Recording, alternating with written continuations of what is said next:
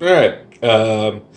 Here's kind of my final thoughts review, of Fifth Frontier War and what I think about it. I'll start with the components. Not that I'm going to spend a lot of time. You've seen it on the playthrough, but just my thoughts. The map I really like. I love this map.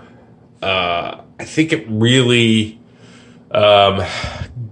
it gives that sci-fi flavor of this war.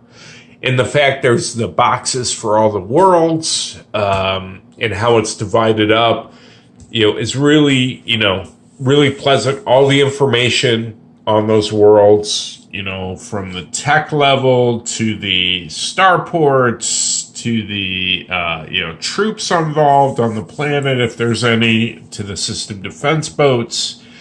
All of that really is well done in this game. Love it. Other components, counters are fine. I like the counters. They're, definitely work well. The plates, though, are a problem.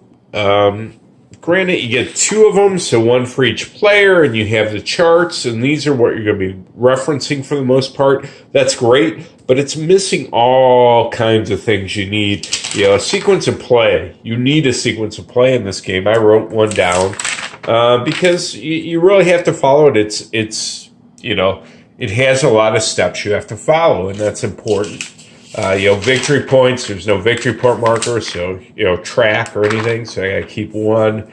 There's no plot sheets, so they don't give you a generic plot sheet to print off, so you have to make your own sheets for that.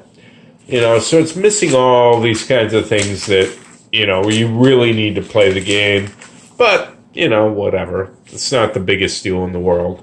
The rules, well, as I said, in other videos, hey, there's only 9 rules, so it's very easy. But, in essence, you don't really, once you read the rules, you don't really have to reference the rules. This is a very basic game as far as what you do. Combat's all on these charts. Just counting up factors, looking on the charts, looking at tech levels, and that's it. There's nothing complex about it. Movement, likewise, is very simple. You jump, a number of hexes you can jump. You can't jump into the empty hexes, The only complex rule, and the only problem I have with the game, rules-wise, is the refueling. Because the refueling rules are, I don't even, do I even want to look them up? Not particularly. But they're very sparse, but that's the key part of the game is refueling and how it works. And boy, did it take me a while, and it doesn't give you any real idea of how it works. A little bit of an idea in terms of it gives you an example and says, hey, these guys jump into a system, so they immediately refuel because they're streamlined and there's a gas giant. And okay, that's kind of cool, but it doesn't go into more detail like, okay, if I take a system that has a naval base, during the next turn, can I refuel for free? I think the answer is, of course, you can. You can. Because the refueling rules say you refuel any time during your movement. But then you get with the tanker squadrons, and I'm like, well, what do they do? And I think eventually I figured that out as well. Like I said, maybe I should do a video just on the refueling rules because they're a little bit, this is like the one complicated rule of the game, and it's key to understanding how to play the game. So, but, as far as the gameplay goes, I really enjoyed my solitaire game of it. And I was like, man, it'd be fun to play with somebody. Right? Be fun to play opposed. So, like, where are they? Is Imperium jumping over into my space to try and take stuff? Or, what's going on here? Where's the main Zodani thrust going on? And that would be interesting, except it doesn't matter, I think, in the end of the game.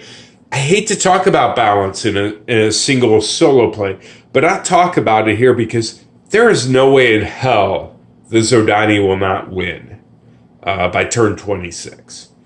There's no way. I mean, the victory conditions for this game are just ridiculous. And it kills any desire to play this to opposed. Why do I want to play this with somebody? And if I'm the Zodani, are they going to have fun? Well, we'll have fun playing this. And then turning 26 will hit, and they'll be like, well, I win as a Zodani. And they'll be like, what? Because you could see in my play, I felt I was doing pretty good as the Imperium. The Imperium player, had kind of won some battles, even though they eventually lost the battle for Regina. They inflicted losses. They were building up their fleets back here, and things looked pretty good for them.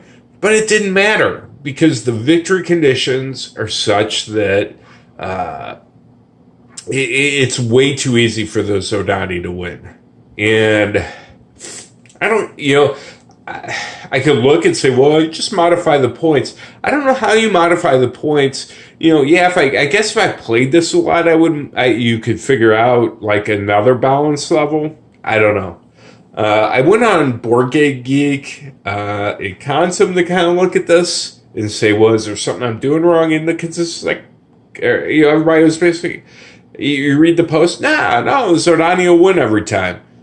And I'm like, well, that's unfortunate. It's unfortunate because it's a really interesting game.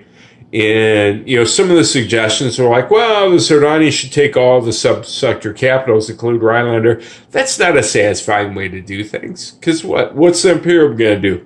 I'll throw all my troops and shit down here and just turtle and say, hey, come get me, And that's not going to work. Because that gets rid of this, back and forth fleet movement over the board. Well,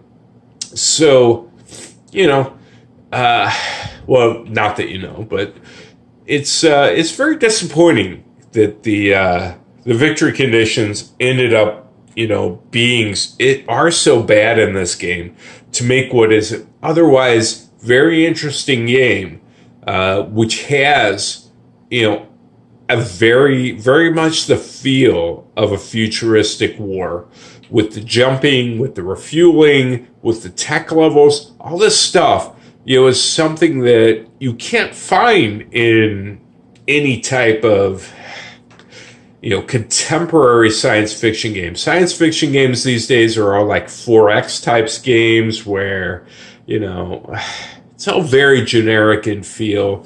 Even if there's individual races and things, it doesn't necessarily feel like a war game. This is a war game. I mean, this is a sci-fi war game.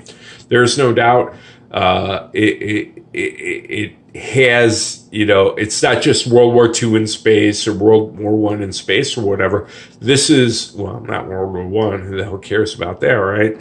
But it's not World War II in space. It's definitely got, this sci-fi feel of a different, of futuristic combat. And that's, very pleasing and gives it something that I enjoy. But unfortunately, the victory conditions kill it. And it's not something I would recommend playing, because I was enjoying this and ready. I wanted to go on. Now, granted, I could, it's a solo game. I could have gone on, but to what point? If those victory conditions don't mean anything, then what do I go on? Do I go, and this is one of the things that just really irritates me, is it's like, well, then we have to go to 300 points for the Imperials for them to win. So they got to take the whole galaxy to win. So what? I mean, you really got to play out 80 turns of somewhere the Imperium starts winning. I mean, come on. I mean, this is really disappointing in that regard, because it should have been it should have been with reasonable victory conditions, a game, a classic game, classic war game, because it has all the other factors of that in it. A pretty simple system with these extra refueling tech, these things that make it really feel of a science fiction war game. So at the end of the day, I would not recommend this to anybody to buy or play unless you're playing solo and you just want to screw around and have a sci-fi feel operational level game and just screw around a little bit with it. I mean, you can mess around with the victory conditions and maybe find something that works. I don't know. I'm not going to play it enough ever to figure out how the victory conditions would work. But, maybe if you want to do that, that would be great. I think it's awesome that it's part of a traveler campaign, a role-playing game that you could do that with.